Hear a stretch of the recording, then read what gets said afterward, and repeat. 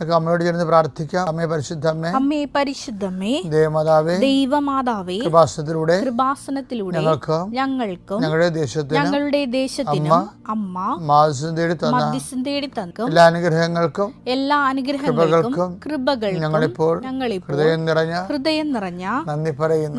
അമ്മേ പരിശുദ്ധമ്മേ, അമ്മേ പരിശുദ്ധമേ, ദൈവമാതാവേ, 2004 ഡിസംബർ 7 തീയതി ഉച്ചകഴിഞ്ഞ് 2:30 കൃപാസനത്തിൽ സംഭവിച്ച അമ്മയുടെ പ്രത്യക്ഷപ്പെടലിനെ കുറിച്ച് തിരുസഭയ്ക്ക് സമർപ്പിച്ചിരിക്കുന്ന പഠനരേഖകളുടെ മേൽ സഭാത്മകമായ പഠനം ആരംഭിക്കുവാൻ ഞങ്ങൾ പ്രാർത്ഥിക്കുന്നു.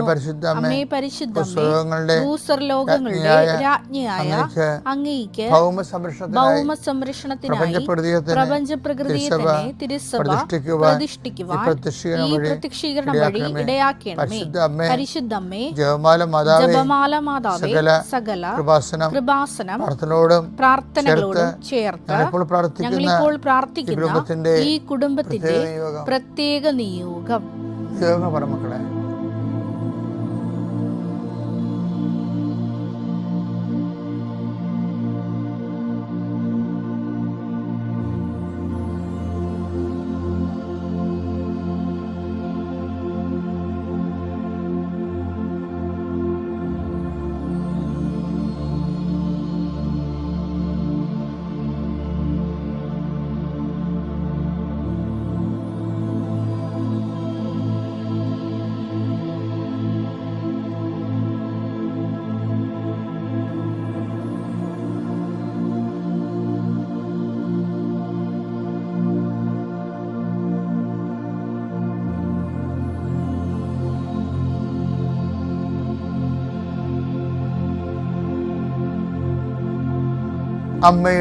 അമ്മയുടെ പ്രത്യക്ഷീകരണത്തിന്റെ ഈ അനുഗ്രഹവേളയിൽ ഞങ്ങൾക്ക് സാധിച്ചു തരുവാൻ കനിയണമേ.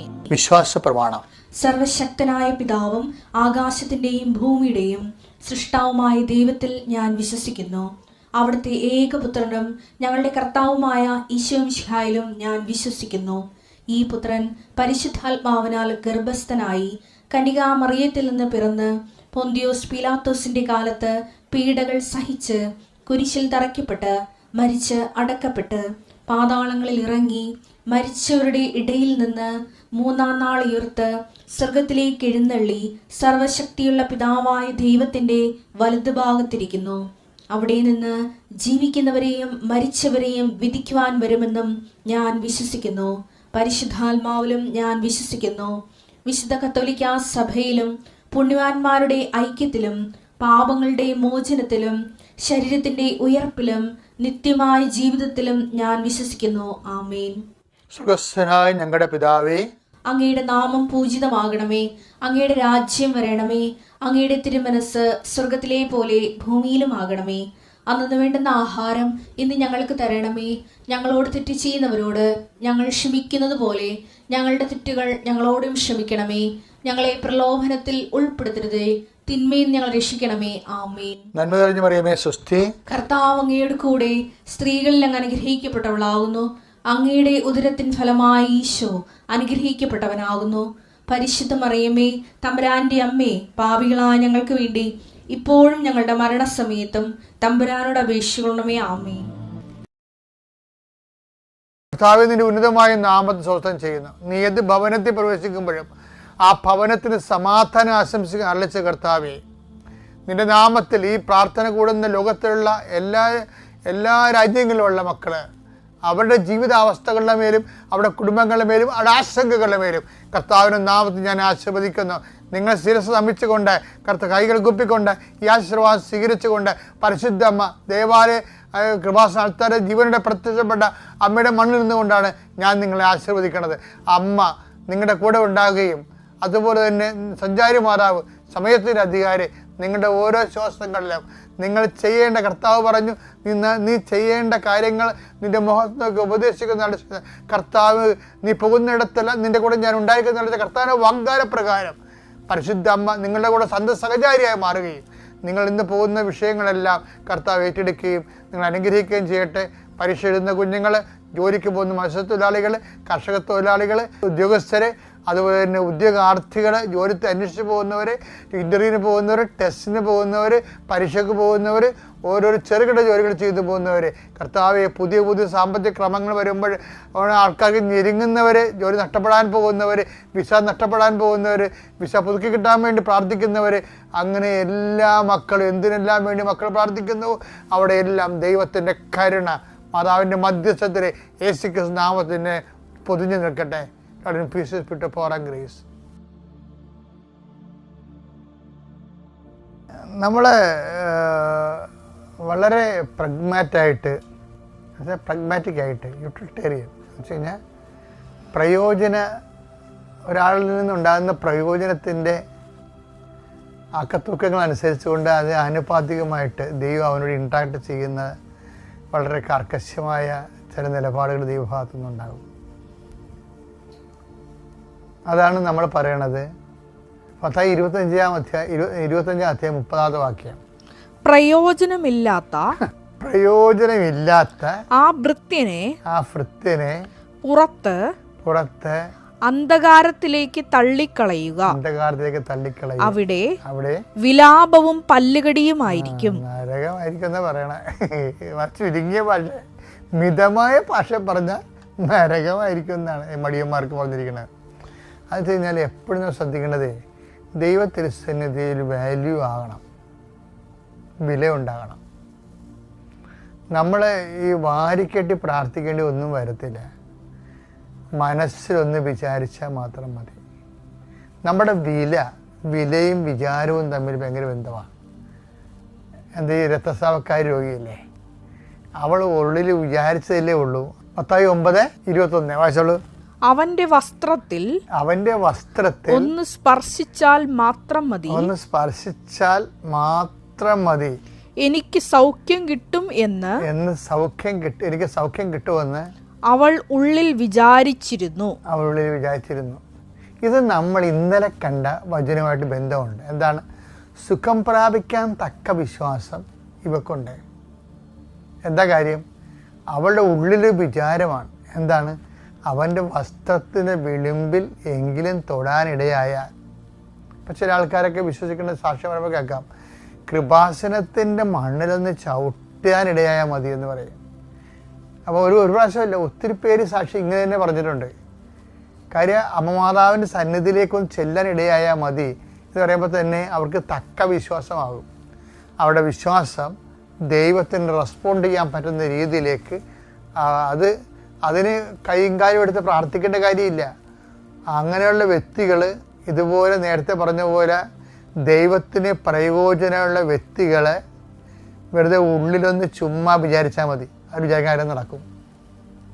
അപ്പം ഏറ്റവും വലിയ എളുപ്പമാർഗ്ഗം ദൈവത്തിന് ഒരു ദിവസം കടന്നു പോകുമ്പോൾ, നമ്മളെ കടന്നു പോകുമ്പോൾ, ഇന്നത്തെ ദിവസം നിങ്ങൾ ഒരു ഉദാഹരണം എടുത്തോ.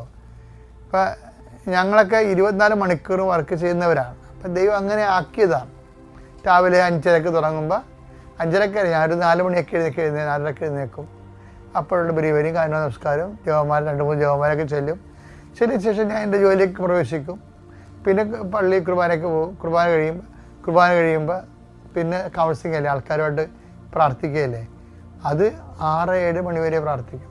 പിന്നെ രാത്രി നമ്മൾ സ്വകാര്യ പ്രാർത്ഥനകൾ. അപ്പോൾ ഇതിനുള്ളിൽ എന്തുമാത്രം ആത്മാക്കളെ വീണ്ടെടുക്കുകയും എന്തുമാത്രം പേർക്ക് ധൈര്യം കൊടുക്കുകയും ചെയ്യുമ്പോൾ നമുക്ക് ദൈവത്തിൻ്റെ സന്നിധിയിൽ ഒരു പിടിപാടായി. എന്താണ്? ദൈവത്തിൻ്റെ സന്നിധി നമ്മൾ ആദ്യം പറഞ്ഞ പോലെ എന്താണ്? പ്രയോജനമുള്ള വ്യക്തിയായി മാറി. ഇതുപോലെയാണ് നിങ്ങൾക്കും സാധിക്കും ഇത്. എന്താ കാര്യം? നിങ്ങൾ കുടുംബത്തിന് വേണ്ടിയും കുഞ്ഞുങ്ങൾക്കും ചെയ്യേണ്ട കാര്യങ്ങളെല്ലാം നിങ്ങൾ കർത്താവിൻ്റെ തിരുസന്നിധിയിൽ ദൈവ മഹത്വത്തിന് വേണ്ടി കാഴ്ചവെക്കണം. എൻ്റെ പേര് റോണ എന്നാണ്. പത്തനംതിട്ടയിൽ നിന്ന് വരുന്നു. ഞാൻ ആദ്യമായിട്ട് ഉടമ്പടി എടുക്കുന്നത് ജൂൺ 8, 2023 ജൂൺ 8, 2023 ഞാൻ ആദ്യമായിട്ട് എടുക്കാനുള്ള കാരണം എന്ന് പറഞ്ഞു കഴിഞ്ഞാൽ, ഞാൻ 4th ഇയർ BSc നേഴ്സിംഗ് പഠിച്ചുകൊണ്ടിരിക്കുന്ന സമയത്ത് എനിക്കൊരു അലർജി ഉണ്ടായി. അപ്പോൾ ശരിയായ കാരണങ്ങൾ അറിയില്ലായിരുന്നു. ഈ അലർജി ഉണ്ടാവാൻ, പെട്ടെന്ന് ഈ അലർജി ഉണ്ടാവാനുള്ള കാരണങ്ങൾ ശരിക്കും അറിയില്ലായിരുന്നു. അപ്പോൾ എനിക്ക് പഠിക്കാനൊന്നും പറ്റുന്നില്ലായിരുന്നു. അപ്പോൾ ഇപ്പോൾ ഡ്രസ്സ് ഇട്ടാലും ഫുഡ് കഴിച്ചാലും പെട്ടെന്ന് തന്നെ ശരീരം തടിക്കുകയും എൻ്റെ ഫേസേ മാറിപ്പോവായിരുന്നു. അങ്ങനെയായി. അപ്പോൾ 4th ഇയർ ഇങ്ങനെ എക്സാമിൻ്റെ കാര്യങ്ങളൊക്കെ എനിക്ക് അറ്റൻഡ് ചെയ്യാനൊന്നും പറ്റിയിട്ടുണ്ടായിരുന്നില്ല. അപ്പോൾ എന്നെ കോളേജിൽ നിന്ന് തന്നെ ഒരു കാര്യം ചെയ്യും, മെഡിക്കൽ ലീവ് എടുത്തിട്ട് നീ വീട്ടിൽ പൊക്കോ അങ്ങനെയെന്നൊക്കെ പറഞ്ഞപ്പോൾ ഞങ്ങൾ പോവാത്ത സ്ഥലങ്ങളില്ല. ഒരുപാട് ഹോസ്പിറ്റലുകളിൽ ഇങ്ങനെ സ്കിന്നിൻ്റേതായിട്ടുള്ള ഹോസ്പിറ്റലുകളിൽ പോയി കഴിഞ്ഞപ്പോഴൊക്കെ ഡോക്ടർ ഒരു കൺഫർമേഷൻ പറയുന്നില്ല, ഇതെന്താണ് എങ്ങനെയാണെന്ന് പറയുന്നില്ല, ഇതൊരു അലർജിയാണ്, ഒരു കാര്യം ചെയ്യ് ലിവോസിസോ സിട്രസനോ എടുത്ത് കഴിക്കുക മാറുമായിരിക്കും എന്ന് പറഞ്ഞു. അത് കഴിഞ്ഞ് ഞങ്ങളൊരു റെഫറൻസിന് തിരുവനന്തപുരം യോഗിരാജ് എന്ന് പറയുന്ന ഒരു ഹോസ്പിറ്റലിൽ പോയപ്പോഴാണ് അവർ പറയുന്നത് ഇതിൻ്റെ പേര് ആർട്ടിക്കേരിയ എന്നതാണ്, അക്യൂട്ടായിരുന്നു, ഇപ്പോൾ ഇത് കൂടി ക്രോണിക്കായിട്ട് മാറി, ഇതങ്ങനെ മാറാൻ ചാൻസ് ഇല്ല, ചിലപ്പം മാറാം, അല്ലെങ്കിൽ ഇത് ലൈഫ് ലോങ് ആയിട്ട് കണ്ടിന്യൂ ചെയ്ത് പോകുമെന്ന് പറഞ്ഞു. അപ്പോഴാണ് എന്നോട് അമ്മ പറയുന്നത്, ഇതുപോലെ കൃപാസനം എന്ന പള്ളിയുണ്ട്, മോൻ്റെ അസുഖം എന്തായാലും മാറും, അവിടെ പോയി ഉടമ്പടി എടുക്കാമെന്ന് പറഞ്ഞു. അപ്പോൾ എനിക്ക് അമ്മ ഇങ്ങനെ യൂട്യൂബിലെ ഓരോ സാക്ഷ്യങ്ങൾ അയച്ചു തന്നു. ഞങ്ങൾ കുടുംബമായിട്ട് ഇവിടെ വന്നിട്ട് ഞാനിവിടെ വന്ന് ഉടമ്പടി എടുത്തു. ആ കാര്യങ്ങൾ പറഞ്ഞതുപോലെ തന്നെ ഞാൻ ഫോളോ ചെയ്തു. ഒരു 2 മാസം കഴിഞ്ഞപ്പോൾ ഇത് മാറില്ല എന്ന് പറയുന്നിടത്ത് എൻ്റെ എല്ലാ അലർജികളും, എനിക്ക് എന്ത് ഫുഡ് വേണമെങ്കിലും കഴിക്കാൻ, എൻ്റെ എല്ലാ അലർജിയും മാതാവ് മാറ്റി തന്നു. അത് കഴിഞ്ഞ് ഞാൻ ഇങ്ങനെ ഹോസ്പിറ്റലിൽ പോവുകയും എനിക്ക് യാതൊരുവിധ അലർജികളും ഇല്ല. ഇപ്പോൾ വരെ എനിക്ക് യാതൊരുവിധ അലർജികളും വന്നിട്ടില്ല. എനിക്ക് ഏത് ഫുഡ് വേണമെങ്കിലും കഴിക്കാം. അത് കഴിഞ്ഞ് നഴ്സിംഗ് ഒക്കെ കഴിഞ്ഞു. അതുപോലെ തന്നെ ആ സമയത്ത് ഞാൻ ആബ്സെൻ്റ് ആയ സമയത്താണെങ്കിൽ പോലും എൻ്റെ എക്സാമിനൊന്നും ഞാൻ അധികം അറ്റൻഡ് ചെയ്തിട്ടില്ല. പ്രാക്ടിക്കൽ പരമായിട്ട് ഞാനൊന്നും അറ്റൻഡ് കറക്റ്റായിട്ട് ചെയ്തിട്ടില്ല. പക്ഷേ അതിലൊന്നും എനിക്കൊരു തടസ്സം വരാതെ തന്നെ എനിക്ക് നല്ല രീതിയിൽ തന്നെ എക്സാമിന് നല്ല മാർക്കോടെ ഫസ്റ്റ് ക്ലാസ്സോടെ തന്നെ മാതാവ് എന്നെ പാസ്സാക്കി തന്നിട്ടുണ്ട്. പിന്നെ അത് കഴിഞ്ഞിട്ട് എൻ്റെ വലിയൊരു ആഗ്രഹമായിരുന്നു, എനിക്ക് എങ്ങനെയെങ്കിലും നേഴ്സിംഗ് കഴിഞ്ഞ് കഴിഞ്ഞാൽ എല്ലാവരുടെയും സ്വപ്നമാണ് യൂറോപ്പ് പോലത്തെ ഏതെങ്കിലും കൺട്രിയിൽ പോകണം. അപ്പോൾ ഞാൻ OIT ഇരുന്ന് പഠിക്കുമായിരുന്നു ജോലിക്ക് പോകുന്നതിന് മുന്നേ. അപ്പോൾ OIT പ്രാർത്ഥനയേക്കാൾ കൂടുതലിരുന്ന് പഠിക്കുമായിരുന്നു ഫസ്റ്റ് അറ്റംപ്റ്റ്. പക്ഷേ എനിക്കത് കിട്ടിയില്ല. അപ്പോൾ എല്ലാവരും പറഞ്ഞു വെറുതെ സമയം കളയണ്ട, നമുക്ക് എക്സ്പീരിയൻസ് ആണ് വലുതെന്ന് പറഞ്ഞിട്ട് ഞാൻ ബാംഗ്ലൂർ ഒരു ഹോസ്പിറ്റലിൽ വർക്ക് ചെയ്യാൻ പോയി. അവിടെ ഞാൻ ആ സിംഗിൾ റൂമിലായിരുന്നു താമസിച്ചുകൊണ്ടിരുന്നത്. അപ്പോൾ അതൊരു വലിയ സിംഗിൾ റൂമായിരുന്നു. അപ്പോൾ ആ വലിയ സിംഗിൾ റൂം ഭയങ്കര എക്സ്പെൻസീവ് ആയതുകൊണ്ട് അവർ പറഞ്ഞു ഒരു കാര്യം ചെയ്യും, ഒരു ചെറിയ സിംഗിൾ റൂം തരാം, നീ അങ്ങോട്ട് ഷിഫ്റ്റ് ചെയ്തോളാൻ പറഞ്ഞു. അപ്പോൾ ഞാൻ അങ്ങോട്ട് ഷിഫ്റ്റ് ചെയ്തു. അവിടെ എന്ന് പറഞ്ഞു കഴിഞ്ഞാൽ ഭിത്തിയിലായിട്ട് ഫിറ്റ് ചെയ്ത് വെച്ചിരിക്കുന്ന ഫാനായിരുന്നു. അപ്പോൾ ആ ഫാനെന്ന് പറയുന്നത് എൻ്റെ ഈ ഞാൻ കിടക്കുന്ന തലയോട് ചേർന്നിട്ടുള്ളതാണ്. അപ്പോൾ 10 ദിവസം ഞാൻ ആ റൂമിൽ കഴിഞ്ഞു. അപ്പോൾ 11ാമത്തെ ദിവസം ഞാൻ ഈ ഡ്യൂട്ടിയൊക്കെ കഴിഞ്ഞ് വന്നപ്പോൾ ഈ ഫാനിൽ നിന്ന് എന്തോ സൗണ്ട് കേട്ടു. അപ്പോൾ ഞാൻ വലിയ കാര്യമാക്കിയിട്ടില്ല, ചിലപ്പോൾ ഇങ്ങനെ ഉള്ള ഫാനായിരിക്കും എന്ന് വിചാരിച്ചു. എന്നിട്ട് പിറ്റേ ദിവസം ഇത് എനിക്കന്ന് ഓഫായിരുന്നു. അപ്പോൾ എന്നോടിങ്ങനെ പറയാണ്, നീ ഈ റൂമിൽ നിൽക്കണ്ട, നീ ഇന്ന് നിൽക്കുകയോ വേണ്ട എന്നിങ്ങനെ എന്നോടിങ്ങനെ ആരോ മനസ്സിലിങ്ങനെ പറഞ്ഞുകൊണ്ടിരുന്നു. അത് കഴിഞ്ഞിട്ട് ഇപ്പോൾ എൻ്റെ കൂട്ടുകാരി ഇങ്ങനെ പുറത്ത് പോകാൻ എന്നെ വിളിച്ചു. അപ്പം ഞാൻ അവളുടെ കൂടെ പുറത്തൊക്കെ പോയി. ഞാൻ അവളുടെ തന്നെ റൂമിൽ കഴിഞ്ഞു ആ ദിവസം. അപ്പോൾ എനിക്ക് പിറ്റേ ദിവസം മോർണിംഗ് ഷിഫ്റ്റാണ്. അപ്പം ഞാൻ നേരത്തെ എഴുന്നേൽക്കേണ്ടത് കൊണ്ട് 5:30 ആയപ്പോൾ ഞാൻ എന്ത് ചെയ്തു, താഴെ 3rd ഫ്ലോറിൽ നിന്ന് 2nd ഫ്ലോറിലോട്ട് എൻ്റെ റൂമിൽ വന്നപ്പോൾ ഞാൻ കാണുന്നത് ഫുള്ള് പുകയും അവിടെ ഫുള്ള് മറ്റേ ഫയറിൻ്റെ ഇതും പിന്നെ കുറേ ആൾക്കാരുമാണ്.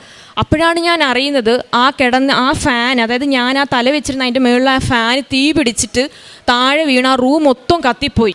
ആ റൂം മൊത്തം കത്തിപ്പോയി.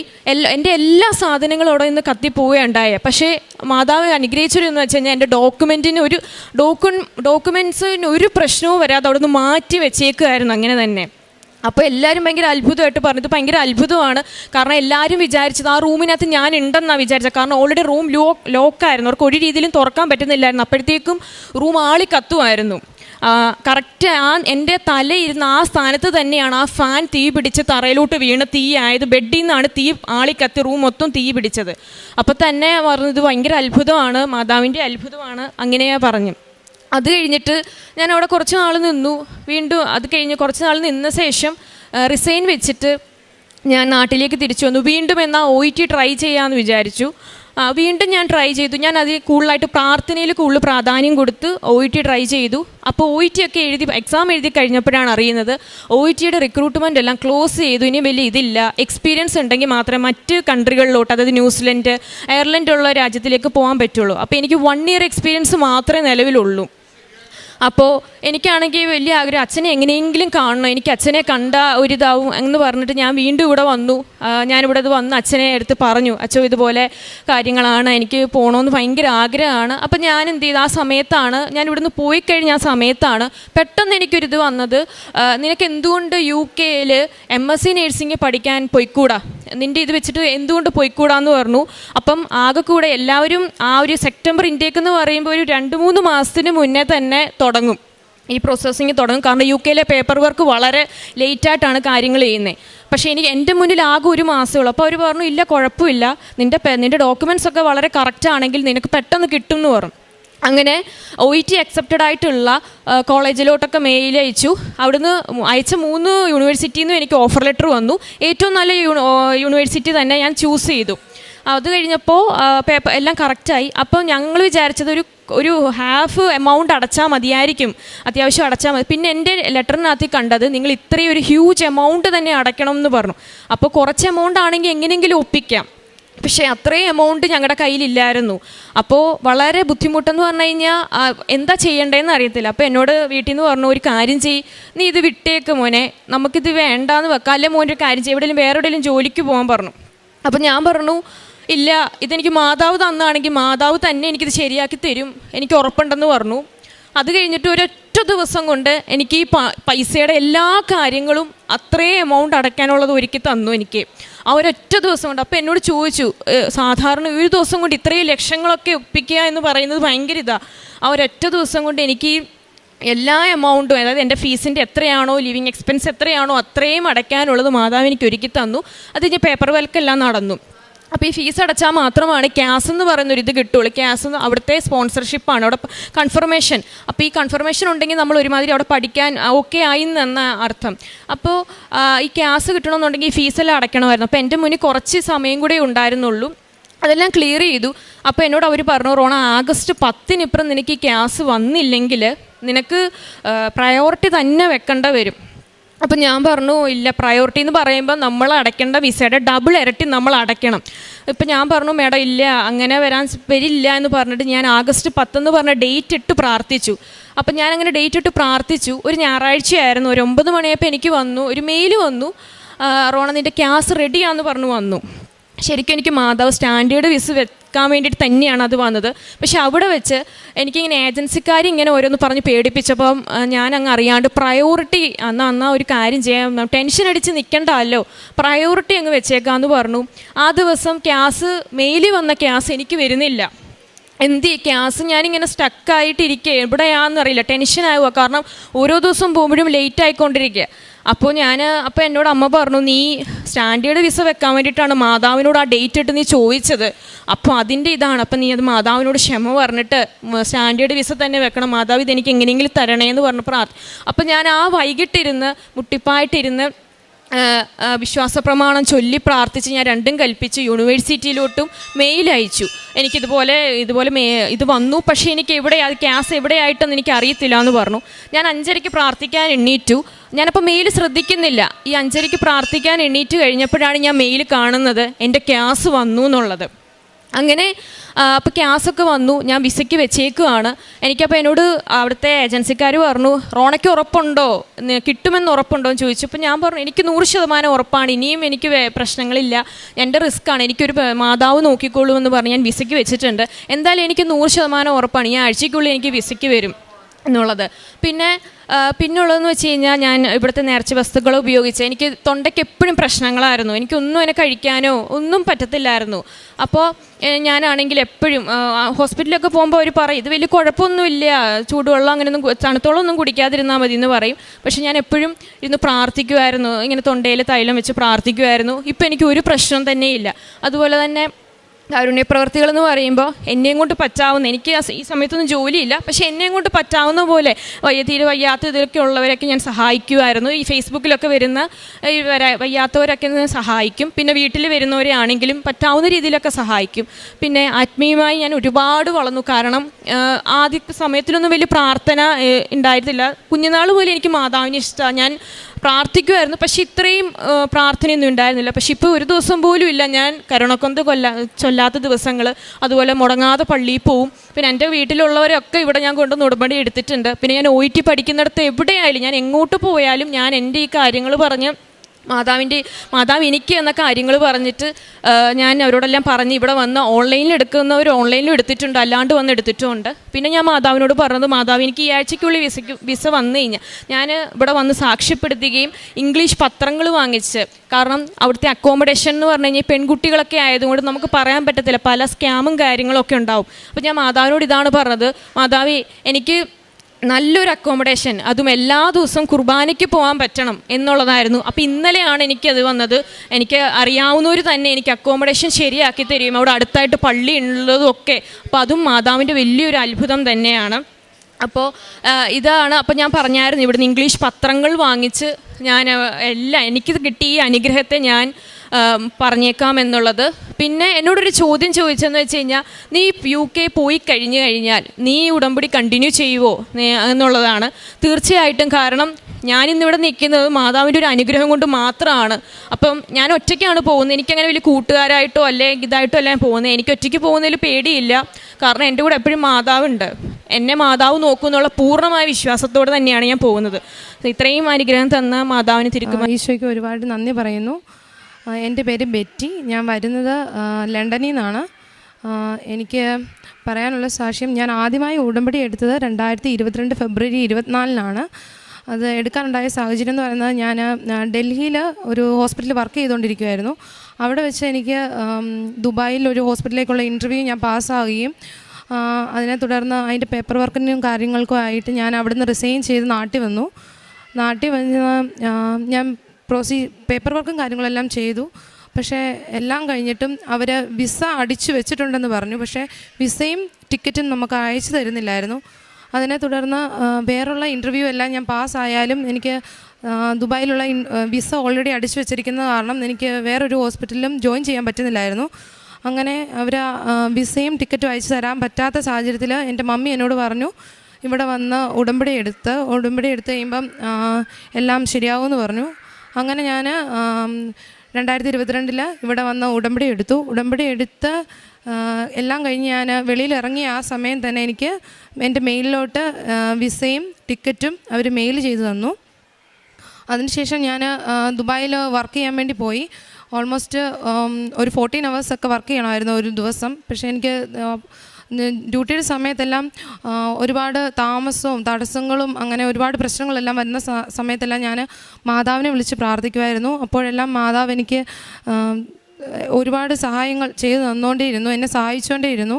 അതുപോലെ തന്നെ രണ്ടാമതായിട്ടും ഞാൻ എൻ്റെ ഉടമ്പടിയിൽ വെച്ചിരുന്ന ഒരു കാര്യമായിരുന്നു, എൻ്റെ അനിയത്തി, അവളുടെ പേര് പ്രിയ എന്നാണ്. ഇവള് യൂണിവേഴ്സിറ്റിയിലെ എല്ലാ സബ്ജക്റ്റിനും നല്ല മാർക്കോടെ പാസ്സാവുകയും എല്ലാം ചെയ്തു. പക്ഷേ ഇതെല്ലാം കഴിഞ്ഞ് ക്യാമ്പസ് ഇൻ്റർവ്യൂ വന്ന സമയത്ത് അവൾക്ക് ഒരു ഇൻ്റർവ്യൂവും കിട്ടുന്നില്ലായിരുന്നു, ഒരു പ്ലേസ്മെൻറ്റും അവൾക്ക് കിട്ടാതെ വന്ന് ലാസ്റ്റ് ഒരേ ഒരു ഇൻ്റർവ്യൂ മാത്രം, പ്ലേസ്മെൻറ്റ് മാത്രം ബാക്കിയായിരുന്ന സമയത്ത് ഞാനിവിടെ വന്ന് ഉടമ്പടി എടുത്ത് എൻ്റെ ഉടമ്പടി കാശുരൂപ ഞാൻ ഇവളുടെ നൽകിയിട്ട് ഇവളോട് പറഞ്ഞു, ഇതുപോലെ ഉടമ്പടി കാശുരൂപം വെച്ച് ഇൻ്റർവ്യൂ അറ്റൻഡ് ചെയ്യാൻ പറഞ്ഞു. അങ്ങനെ ഇൻ്റർവ്യൂ അറ്റൻഡ് ചെയ്യുന്നതിൻ്റെ ഭാഗമായി അവൾക്ക് ആ കോളേജിൽ വന്നിരുന്ന ലാസ്റ്റത്തെ ക്യാമ്പസ് പ്ലേസ്മെൻറ്റ് അവൾക്ക് കിട്ടി. അവൾ പൂനെയിൽ ടാറ്റയുടെ ഒരു കമ്പനിയിൽ ജോലി ലഭിക്കുകയുണ്ടായി.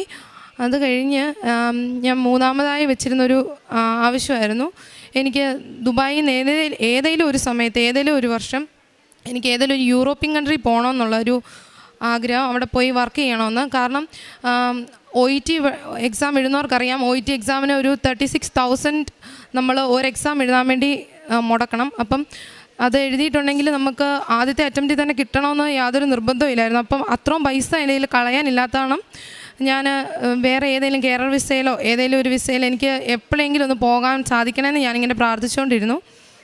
എന്നിട്ട് ഒരു ദിവസം പക്ഷേ എനിക്കൊരു ഭയമായിരുന്നു OET എക്സാം എഴുതുന്നതിനെക്കുറിച്ച്, എങ്ങനെയായിരിക്കും അത് ഒരു അറ്റൻഡ് ചെയ്യാൻ വേണ്ടി തന്നെ ഒരു പേടിയായിരുന്നു. അത് അങ്ങനെ വന്നിരുന്ന സമയത്ത് എൻ്റെ മമ്മി ഇവിടെ വന്ന് എനിക്ക് വേണ്ടി ഉടമ്പടി എടുത്തു. അന്ന് ഒരു ദിവസം ഞാൻ ഡ്യൂട്ടിയിലായിരുന്ന ഒരു സമയത്ത് വെറുതെ ഇരിക്കുന്ന സമയത്ത് എൻ്റെ മനസ്സിലേക്ക് പെട്ടെന്ന് ഇങ്ങനെ ഓടി വന്നു, ഒന്ന് OET എക്സാമിന് എവിടെയെങ്കിലും ഒന്ന് ജോയിൻ ചെയ്ത് ഒന്ന് പഠിച്ച് നോക്കാം, പഠിച്ചിട്ട് കിട്ടുവാണെങ്കിൽ നല്ലതാണല്ലോ എന്ന് ഞാൻ വെറുതെ ഇരിക്കുമല്ലേ, ഒന്ന് പഠിച്ച് നോക്കാമെന്നിങ്ങനെ വിചാരിച്ചു. അങ്ങനെ ഞാൻ ഒരു ഇൻസ്റ്റിറ്റ്യൂട്ട് ജോയിൻ ചെയ്ത് കഴിഞ്ഞ് ഞാൻ മാതാവിനോട് ആദ്യമേ പറഞ്ഞൊരു കാര്യം, മാതാവേ എനിക്ക് എല്ലാം ഒരുമിച്ച് തന്നില്ലെങ്കിലും ഏതെങ്കിലും ഒരു 2 സബ്ജക്റ്റ് എനിക്ക് തരുവാണെങ്കിൽ എനിക്ക് അത്ര ഒരു കോൺഫിഡൻസ് വരും. വീണ്ടും എക്സാം എഴുതാനാണെങ്കിൽ പോലും ഒരു കോൺഫിഡൻസ് വരും. എനിക്ക് ഏതെങ്കിലും 2 എണ്ണമെങ്കിലും തരണേന്ന് ഞാൻ പ്രാർത്ഥിച്ചു. എന്നിട്ട് ഞാൻ ദുബായിൽ നിന്ന് നാട്ടിൽ വന്ന് കോയമ്പത്തൂർ എക്സാമിന് സെൻറ്റർ എടുത്തു. ഇവിടെ എക്സാം എഴുതുന്നതിന് മുന്നേ ഞാൻ അച്ഛനെ വന്ന് കണ്ട് ജോസഫ് അച്ഛൻ്റെ അനുഗ്രഹം വാങ്ങി. അതുപോലെ തന്നെ എനിക്ക് ഒരു കാശ് രൂപം തന്നു. അതെല്ലാം വെച്ച് ഞാൻ എക്സാം എഴുതാൻ വേണ്ടി പോയി. എക്സാം എഴുതി റിസൾട്ട് വന്നു. ഇപ്പം ഞാൻ 2 വിഷയത്തിന് ജയിച്ചു, 2 വിഷയത്തിന് ഫെയിലായി. അത് കഴിഞ്ഞ് രണ്ടാമത് പിന്നെയും ഞാൻ തിരിച്ച് ദുബായിക്ക് പോയി. ദുബായിൽ നിന്ന് 2ാമത് എക്സാം എഴുതി. 2 വിഷയം മാത്രം പാസ്സാവുന്നുണ്ട്, 2 വിഷയത്തിന് ഞാൻ ഫെയിൽ ആയിക്കൊണ്ടിരുന്നു. 3ാമത് എക്സാം എഴുതി. അപ്പം 3ാമത് എക്സാം എഴുതുന്ന സമയത്ത് എൻ്റെ വിവാഹം നടക്കുകയൊക്കെ ചെയ്തു. അപ്പം വിവാഹം നടന്ന ഹസ്ബൻഡ് അവിടെ സെറ്റിലായതാണ്. എനിക്ക് UK പോകേണ്ടത് ഒരു ആവശ്യമായിട്ട് വന്നു. പക്ഷേ എനിക്ക് UK സ്കോർ കിട്ടുന്നില്ലായിരുന്നു. അങ്ങനെ വന്ന് ഞാൻ വീണ്ടും മാതാവിനോട് ഇങ്ങനെ പ്രാർത്ഥിച്ചു. അവിടെ ഇരുന്ന് എനിക്ക് എങ്ങനെയെങ്കിലും ഒരു 4 സബ്ജക്റ്റിനും എനിക്കൊരു B തരണേന്ന് ഞാൻ ഇങ്ങനെ പ്രാർത്ഥിച്ചു. പക്ഷേ അത് നടന്നില്ല. 3ാമത്തെ തവണ എക്സാം എഴുതി ഫെയിലായി.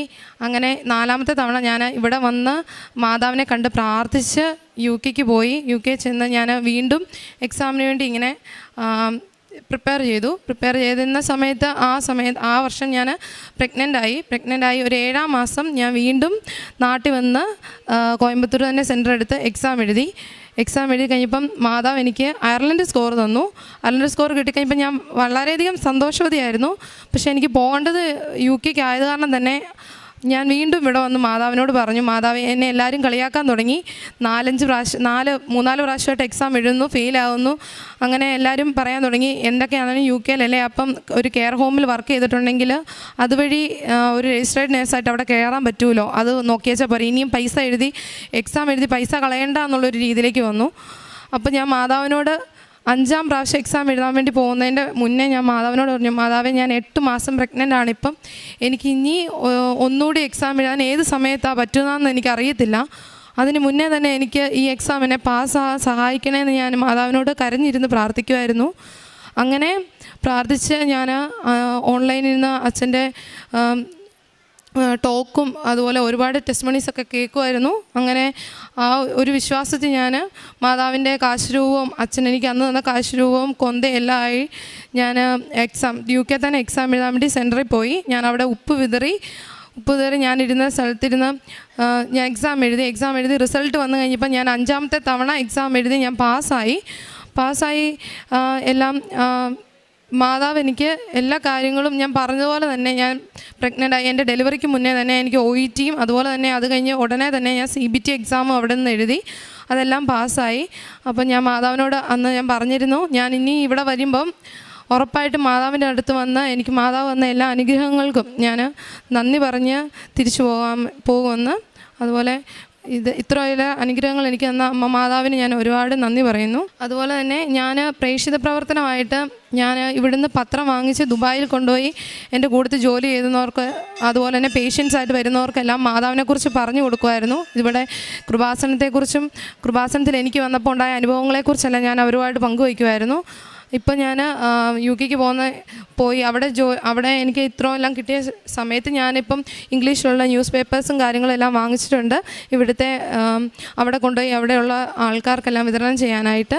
അതുപോലെ തന്നെ കാരുണ്യപ്രവർത്തികളായിട്ട് ഞാൻ വെളിയിലായിരുന്ന സമയത്ത് എനിക്ക് പറ്റുന്ന രീതിയിലെല്ലാം അവിടെ ഓരോരുത്തരെ കാണുകയും മാതാവിനെക്കുറിച്ച് പറയുകയൊക്കെ ചെയ്യുമായിരുന്നു. പക്ഷേ ഇങ്ങോട്ട് ഞാൻ ഇവിടെയുള്ള ഓൾഡ് ഏജ് ഹോമിലും അതുപോലെ തന്നെ രോഗികളായിട്ടുള്ളവർക്ക് മരുന്ന് വാങ്ങിക്കാനെല്ലാമായിട്ട് പൈസ അയച്ചു കൊടുക്കുകയും അതുപോലെ തന്നെ ഫുഡ് വാങ്ങിച്ചു കൊടുക്കാൻ വേണ്ടി എല്ലാമായിട്ടുള്ള സഹായങ്ങൾ ഞാൻ ചെയ്യുമായിരുന്നു. അച്ഛൻ്റെ ധ്യാനം എനിക്ക് പറ്റുന്ന സമയത്തെല്ലാം ഞാൻ കൂടാറുണ്ട്. അതുപോലെ തന്നെ ബൈബിൾ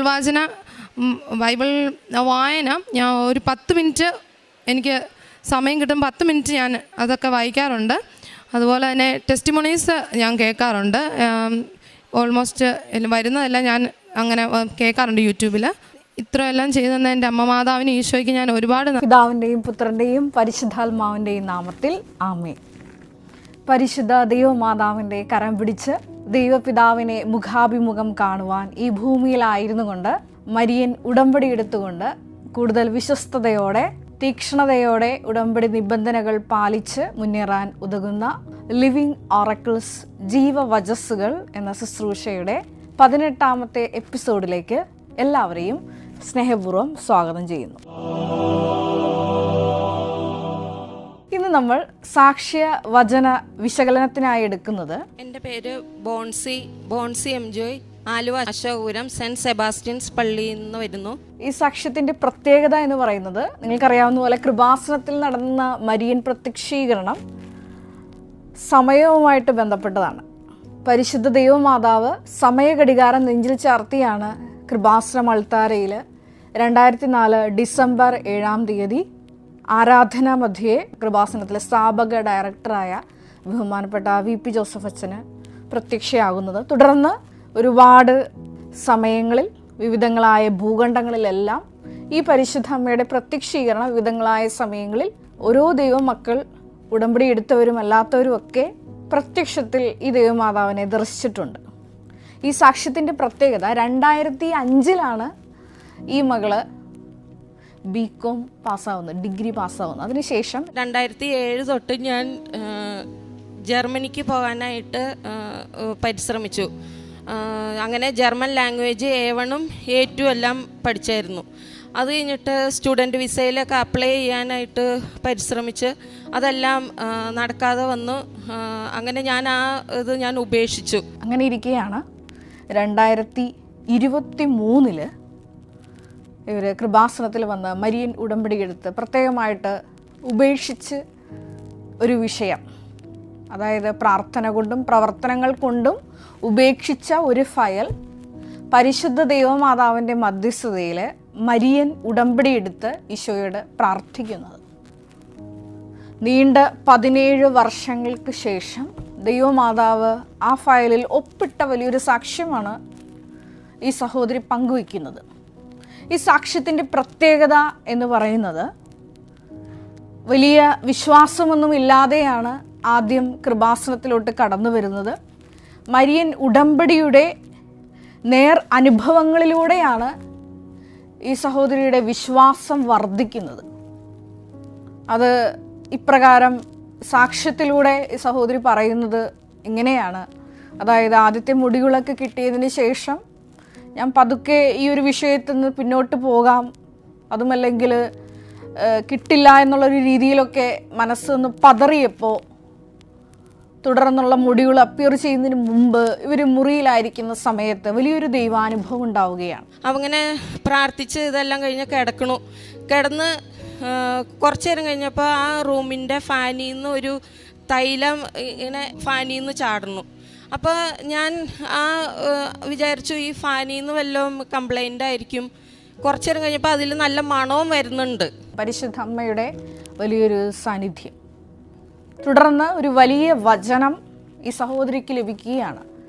അത് മരിയൻ ഉടമ്പടി എടുത്തവരൊക്കെ മനഃപ്പാടമാക്കിയിരിക്കുന്ന ഒരു വചനമാണത്. പുറപ്പാട് 33:14 തിരുവചനം. ഞാൻ തന്നെ നിങ്ങളോട് കൂടെ വരികയും നിങ്ങൾക്ക് ആശ്വാസം നൽകുകയും ചെയ്യും.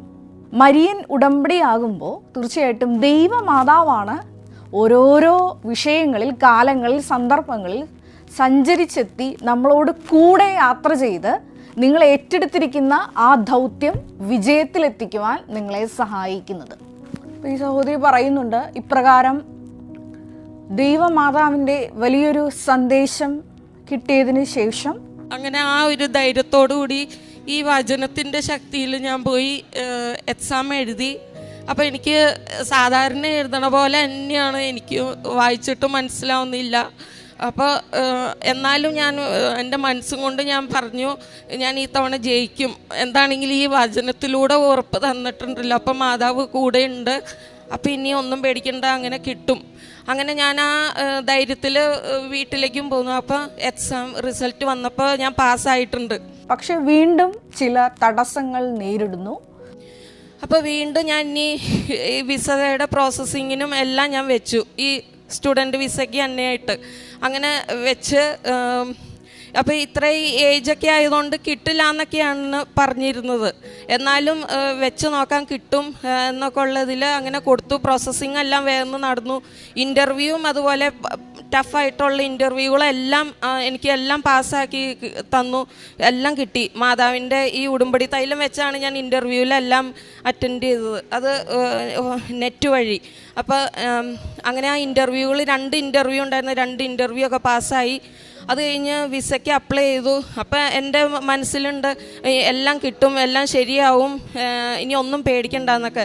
പക്ഷേ ആ വിസയ്ക്ക് അപ്ലൈ ചെയ്ത് വന്നു കഴിഞ്ഞപ്പോൾ വിസ ഇതെൻ്റെ ലെറ്റർ വേഗം വന്നു.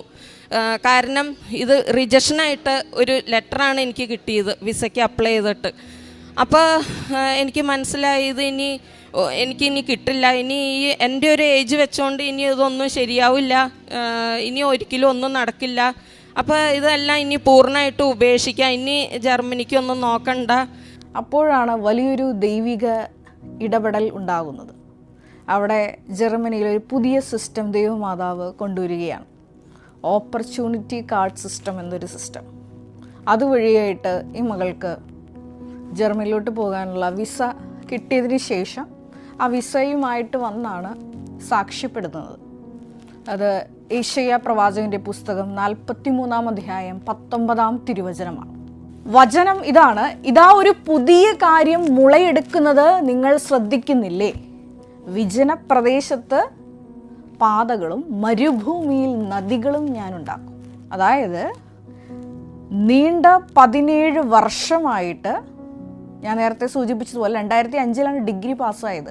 ഈ വർഷങ്ങളിലൊക്കെ ശ്രമിച്ചിട്ട് നടക്കാത്തൊരു വിഷയത്തിന്മേൽ ദൈവമാതാവിൻ്റെ മധ്യസ്ഥതയിൽ മരിയൻ ഉടമ്പടിയെടുത്ത് പ്രാർത്ഥിക്കുമ്പോൾ ഈ മകൾക്ക് വേണ്ടിയിട്ട് സ്വർഗം ഒരു വലിയ പദ്ധതി കൊണ്ടുവരികയാണ്. ഇത് സ്വർഗം കൊണ്ടുവന്ന ഒരു പദ്ധതിയാണെന്ന് ഞാൻ പറഞ്ഞതല്ലാതെ ഈ സഹോദരി സാക്ഷ്യത്തിൽ ഇപ്രകാരം പറയുന്നുണ്ട്: ഇങ്ങനെ ഈ വിഷയം ഉപേക്ഷിക്കാൻ ഞാൻ തീരുമാനിച്ച ആ സമയത്ത് ആദ്യം പുറപ്പാട് 33:14 തിരുവചനത്തിലൂടെ ദൈവം ഈ സഹോദരിയോട് സംസാരിക്കുന്നുണ്ട്. തുടർന്ന് ഈ ഒരു ജർമ്മൻ പദ്ധതി ഉപേക്ഷിക്കാമെന്ന് തീരുമാനിച്ചപ്പോൾ വീണ്ടും ഒരു വചനം ദൈവപിതാവ് ഈ സഹോദരിക്ക് കൊടുക്കുകയാണ്. അത് ഹബക്കുക്ക് 1:5 തിരുവചനമാണ്. ജനതകളുടെ ഇടയിലേക്ക് നോക്കി നിങ്ങൾ വിസ്മയഭരിതരാകും. പറഞ്ഞാൽ ആരും വിശ്വസിക്കാത്ത ഒരു പ്രവൃത്തി നിങ്ങളുടെ ഇടയിൽ ദൈവം ചെയ്യാൻ പോകുന്നു. ഈ ഒരു വചനത്തിന് ശേഷമാണ്, ഈ ഒരു വചനം ഈ സഹോദരിക്ക് ദൈവപിതാവ് നൽകിയതിന് ശേഷമാണ് ആ ദിവസങ്ങളിൽ തന്നെ പുതിയൊരു സിസ്റ്റം ജർമ്മനിയിൽ കൊണ്ടുവരുന്നു, ഓപ്പർച്യൂണിറ്റി കാർഡ് സിസ്റ്റം. ആ ഒരു പുതിയ പദ്ധതി യെശയ്യാ 43:19 അനുസരിച്ച് ഒരു പുതിയ കാര്യം മുളയെടുക്കും നിങ്ങൾ ശ്രദ്ധിക്കുന്നില്ലേ? വിജനപ്രദേശത്ത് ഒരു പാത ഈ മകൾക്ക് വേണ്ടി, ഉടമ്പടിയെടുത്ത ഈ മകൾക്ക് വേണ്ടി ദൈവം വെട്ടി ഇടുകയാണ്.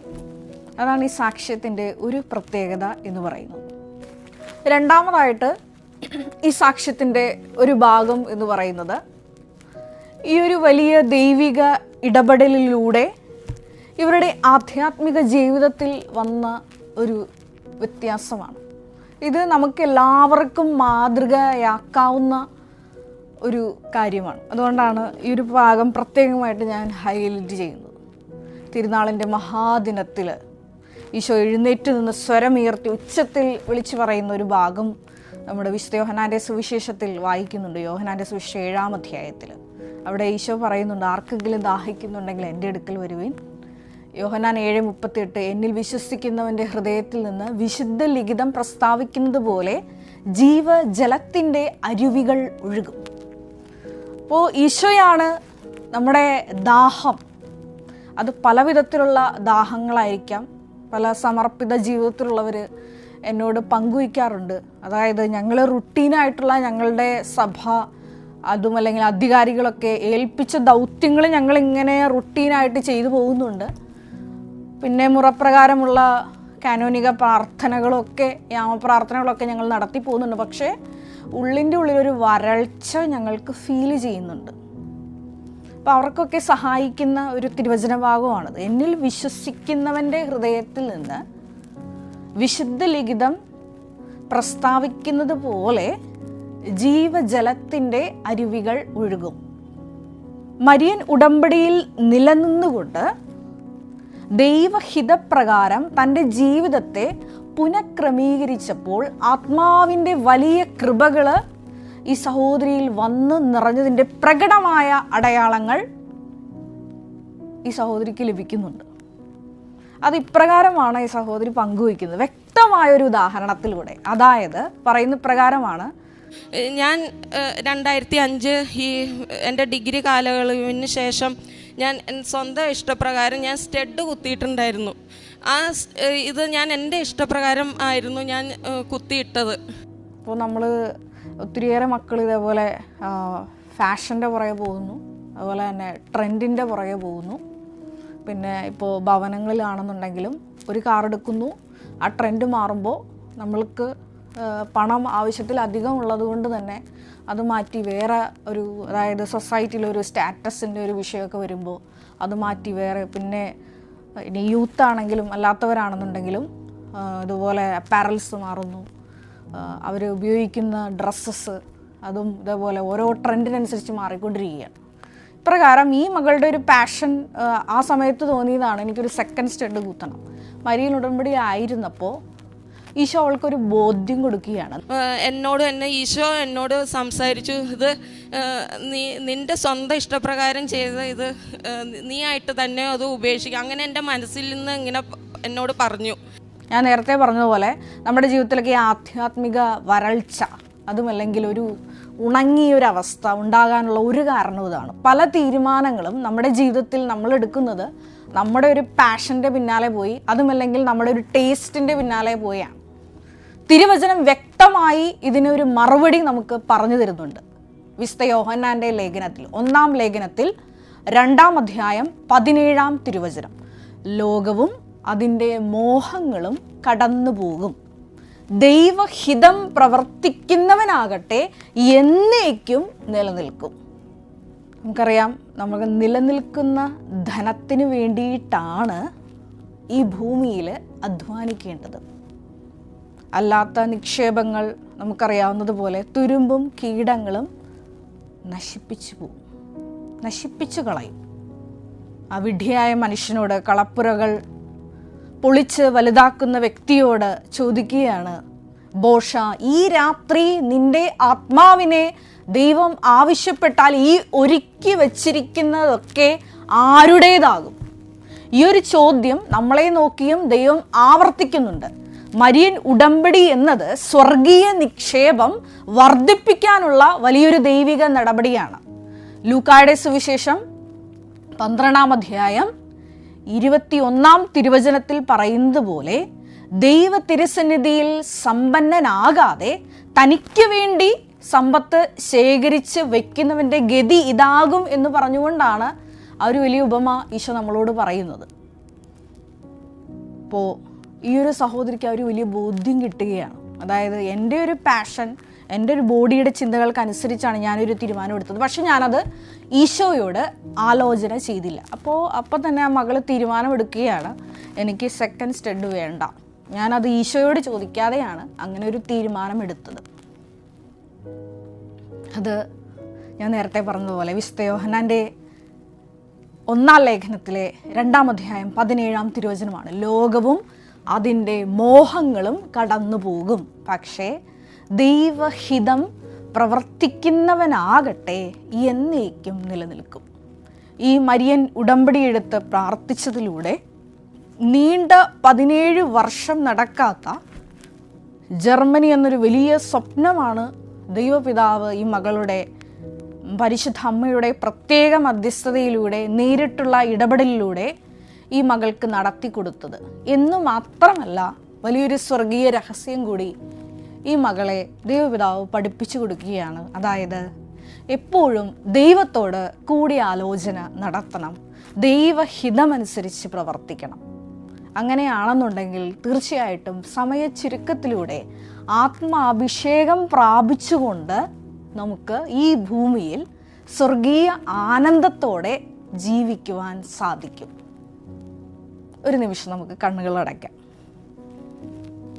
നമ്മൾ എടുക്കുന്ന ജീവിതത്തിൽ രാവിലെ ഉണരുന്നത് മുതൽ രാത്രി കിടക്കാൻ പോകുന്നത് വരെ ഒരുപാട് പ്രവർത്തനങ്ങൾ നമ്മൾ ചെയ്യുന്നുണ്ട്.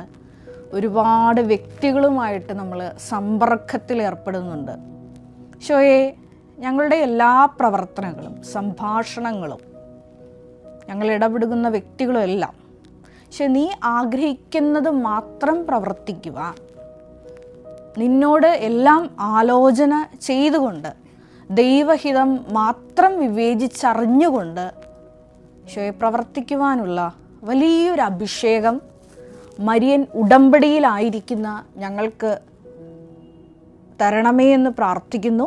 അതിന് ഞങ്ങൾ എടുത്തിരിക്കുന്ന ഉടമ്പടി നിബന്ധനകൾ വിശ്വസ്തതാപൂർവം പാലിക്കുന്നതിലൂടെ ദൈവത്തിരുസന്നിധിയിൽ കൂടുതൽ സമ്പന്നരാക്കി, ഭൂമിയിൽ നിക്ഷേപം കരുതി വയ്ക്കാതെ സ്വർഗത്തിൽ നിക്ഷേപം കരുതി വെച്ച് കൂടുതൽ സമ്പന്നരാകുവാൻ ഈശോയെ ഈ ഒരു ലിവിങ് ഓറക്കിൾസ് ശുശ്രൂഷയുടെ എപ്പിസോഡിലൂടെ ഞങ്ങൾക്ക് പ്രത്യേക ഉൾക്കാഴ്ചയും ബോധ്യങ്ങളും നൽകണമേ എന്ന് പ്രാർത്ഥിക്കുന്നു. കർത്താവായ ക്രിസ്തു വഴി ഞങ്ങൾ സമർപ്പിക്കുന്ന പ്രാർത്ഥന കേട്ടരുളണമേ. Ave Maria.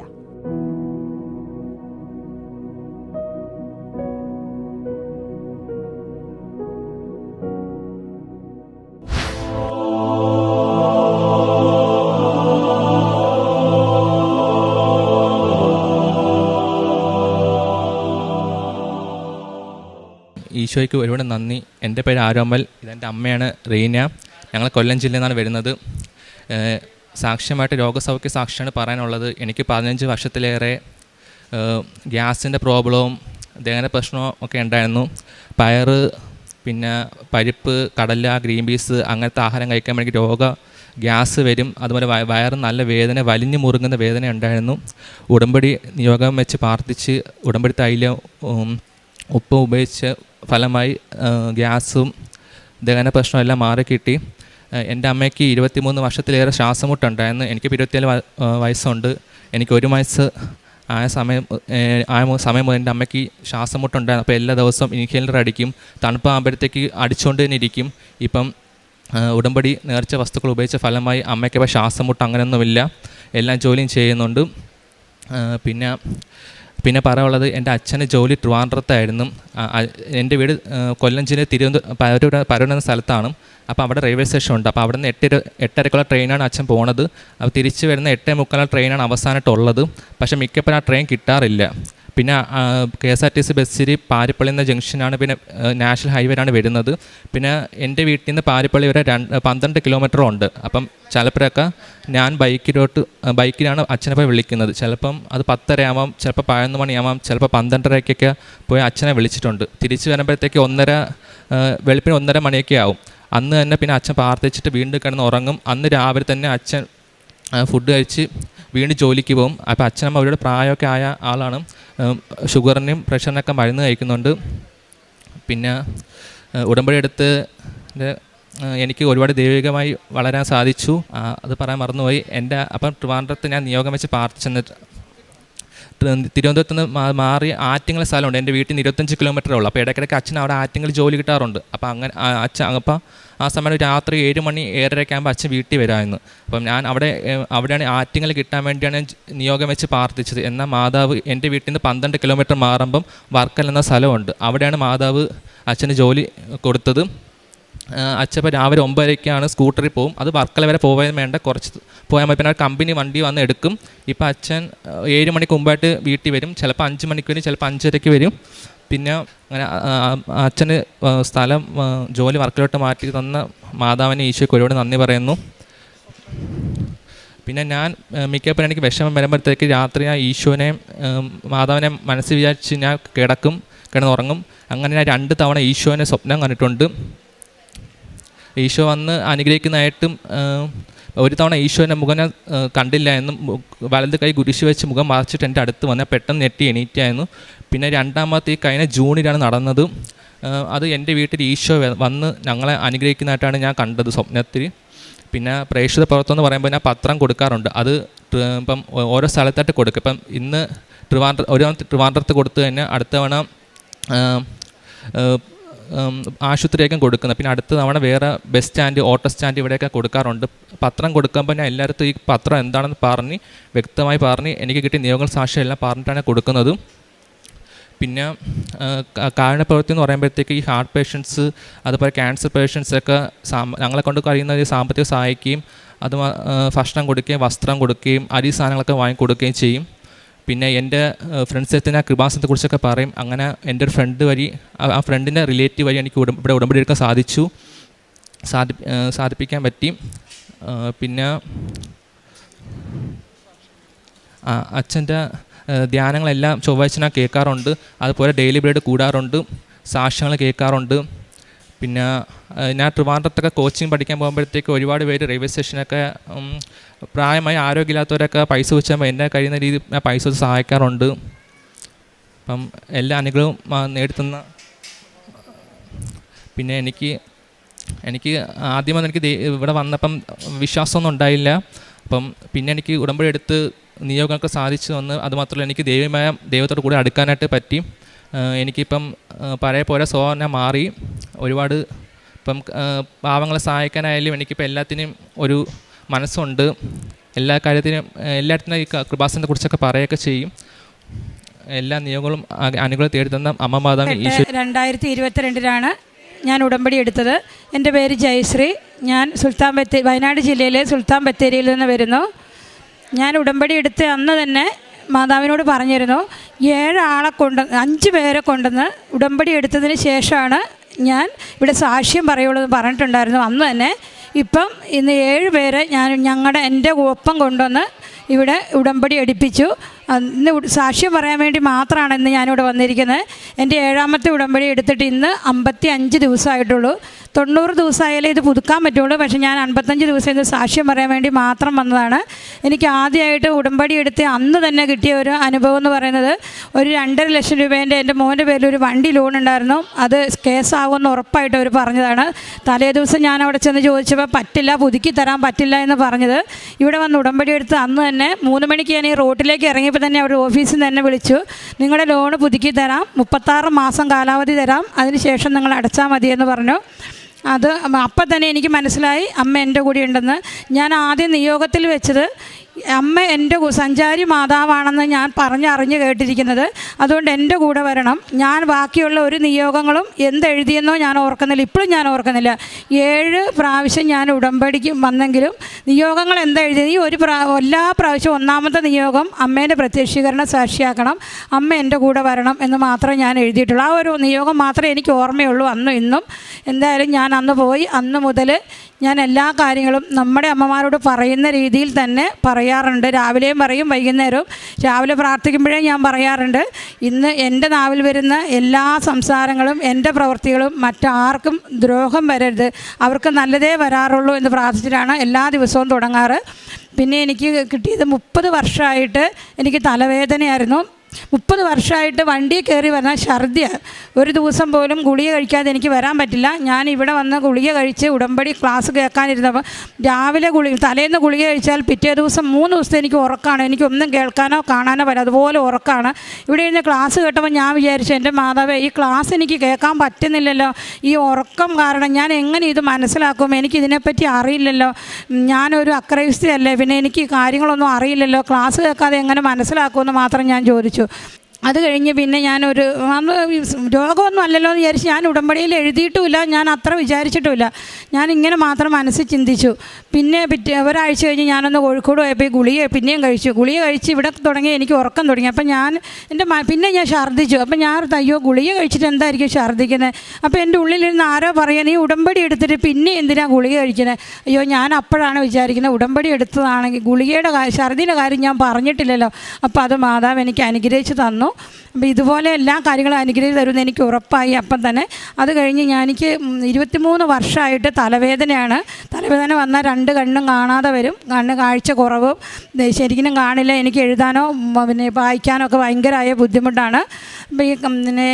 ഞാൻ തൊഴിലുറപ്പിൽ മേറ്റായിട്ട് പ്രവർത്തിക്കുന്ന ഒരാളായിരുന്നു. അപ്പോൾ 10ാം ക്ലാസ് പാസ്സാവാത്ത ഒരാൾക്ക് മേറ്റ് സ്ഥാനത്ത് നിൽക്കാൻ പറ്റില്ല എന്നൊരു ഓർഡർ വന്നു. ഞാൻ 15 വർഷമായിട്ട് ജോലി ചെയ്തുകൊണ്ടിരുന്ന എൻ്റെ ജോലി പോയി. പിന്നെ എനിക്ക് കുനിഞ്ഞൊന്ന് ജോലി ചെയ്യാൻ പറ്റില്ല, കാരണം എനിക്ക് തലവേദന. കുനിഞ്ഞൊന്ന് പണിയെടുത്താൽ അന്ന് എനിക്ക് തലവേദന തുടങ്ങും. തലവേദന തുടങ്ങിയാൽ ഒരാഴ്ചയ്ക്ക് എനിക്ക് വീട്ടിലെ പണി പോലും ചെയ്യാൻ പറ്റാത്ത അവസ്ഥയാണ്. അപ്പോൾ 10ാം ക്ലാസ് എഴുതാൻ ഞാൻ അമ്മയോട് ഉടമ്പടി എടുത്തതിന് ശേഷമാണ് ഇത് അറിയുന്നത്. അപ്പോൾ അമ്മയോട് ഞാൻ ചോദിച്ചു, അമ്മ ഉടമ്പടി എനിക്ക് 10ാം ക്ലാസ് എഴുതാൻ ഇനി സാധിക്കുമോ? എനിക്ക് 54 വയസ്സായി, എനിക്കിത് എഴുതാൻ പറ്റുമോ? എനിക്ക് അങ്ങനെ അമ്മയോട് ഞാൻ ചോദിച്ച് ആവശ്യപ്പെട്ടു. അപ്പോൾ എനിക്ക് എന്തായാലും പൊയ്ക്കോ, പാസ്സാകുമെന്ന് എൻ്റെ ഉള്ളിലിരുന്ന് പറയുന്ന പോലെ എനിക്ക് തോന്നി. എന്തായാലും ഞാൻ ഒരു വർഷം എല്ലാ ഞായറാഴ്ചയും ക്ലാസ്സിന് പോയി പരീക്ഷ എഴുതി. 2023 ഞാൻ 2 A+ഉം 1 Aയും ബാക്കി 7 B+ വാങ്ങി ഞാൻ പാസ്സായി.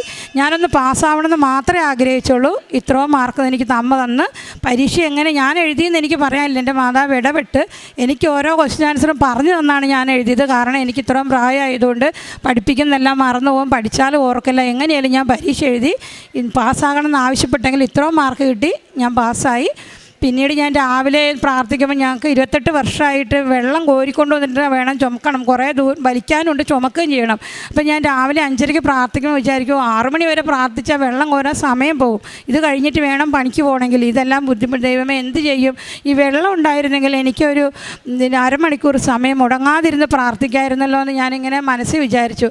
അന്ന് തന്നെ തൊട്ടടുത്തുള്ള ഒരു ചേച്ചി എന്നോട് ചോദിച്ചു, നമുക്ക് കിണറ്റിൽ നിന്ന് മോട്ടർ വെക്കാം. അപ്പം ഞാൻ പറയുന്നത് എൻ്റെ അടുത്ത് ഒരു പൈസയില്ല, പെട്ടെന്ന് മോട്ടർ വെക്കാൻ നമുക്ക് പറ്റില്ല, ഞാൻ പിന്നെ വെക്കുന്നുള്ളൂ, നിങ്ങൾ വെച്ചോ. ഇല്ല, ഞാൻ തരാം പൈസ എന്ന് പറഞ്ഞ് അവർ കൂടി പൈസ തന്ന് ഞങ്ങൾ മോട്ടർ വെച്ചു. അത് കാരണം എനിക്ക് രാവിലെ 5:30 മുതൽ 6:30 വരെ ഇരുന്ന് പ്രാർത്ഥിക്കാനുള്ള സമയം മാതാവ് എനിക്ക് അനുഗ്രഹിച്ച് തന്നു. പിന്നീട് എൻ്റെ കയ്യിലൊരു മുഴയുണ്ടായിരുന്നു. ഞാൻ ഉടമ്പടി എടുക്കുന്നതിന് മുമ്പ് എനിക്കൊരു മുഴ ഇവിടെ ഈ ഭാഗത്ത് വന്ന് അത് ഞാൻ ഓപ്പറേഷൻ ചെയ്ത് കുറേ ദിവസം കഴിഞ്ഞിട്ടാണ് അത് ഉണങ്ങി. അതിന് പിന്നെ അയച്ചു കൊടുക്കണമെന്ന് പറഞ്ഞു, അയച്ചു കൊടുത്തു. വേദനയില്ലാത്ത മുഴകൾ, അങ്ങനെ ബുദ്ധിമുട്ടാണെന്ന് പറഞ്ഞു. അപ്പോൾ രണ്ടാമത് ഈ മുഴ കയ്യിൽ വന്നപ്പോൾ ഞാൻ ഓർത്ത്, ദൈവമേ അതുപോലെ തന്നെ ഇനിയും അത് ഓപ്പറേഷൻ ചെയ്ത് കുറേ നാൾ റെസ്റ്റ് എടുത്തിരിക്കണമല്ലോ, ഇനി എന്ത് ചെയ്യും? അപ്പോൾ ഞാൻ ഉടമ്പടി എടുത്തതാണല്ലോ മാതാവേ എന്ന് ചോദിച്ചു. ഞാൻ എന്നും തൈലം പുരട്ടി പ്രാർത്ഥിച്ചു. ഒരു 2-3 ദിവസം കഴിഞ്ഞപ്പം പിന്നെ ഞാൻ പ്രാർത്ഥിക്കുന്നുണ്ടെങ്കിലും ഞാൻ തൈലം തേക്കുന്നില്ല. ഒരാഴ്ച കഴിഞ്ഞപ്പോൾ എൻ്റെ കയ്യിൽ ആ മുഴ കാണുന്നില്ല. അപ്പോഴാണ് ഞാൻ അറിയുന്നത് എൻ്റെ കയ്യിൽ ഈ മുഴ പോയല്ലോ. ഇനി അതുകൊണ്ടാണ് ഞാൻ ഇന്ന് തന്നെ കഴിഞ്ഞ് പുതുക്കാനാകുന്നതിന് മുമ്പ് തന്നെ ആ മുഴ ഞാൻ നോക്കിയപ്പോൾ കാണുന്നില്ല. അതുകൊണ്ടാണ് ഇന്ന് ഞാൻ വന്ന് ഈ സാക്ഷ്യം പറയണമെന്ന് വിചാരിച്ചിരിക്കുന്നത്. അന്ന് മുതൽ ഇന്ന് വരെ മാതാവിനോട് ചോദിച്ചിട്ടാണ് എൻ്റെ വീട്ടിലെ എല്ലാ കാര്യങ്ങളും. നമ്മുടെ നാളെ പൈസ കൊടുക്കാനുള്ളത് എന്ത് ചെയ്യുമെന്ന് ചോദിക്കുമ്പോൾ എനിക്ക് മനസ്സിൽ നിന്ന് വരും, ഇന്നൊരാളോട് ചോദിക്കുമെന്ന് പറയും. അപ്പോൾ അത് ചോദിക്കും.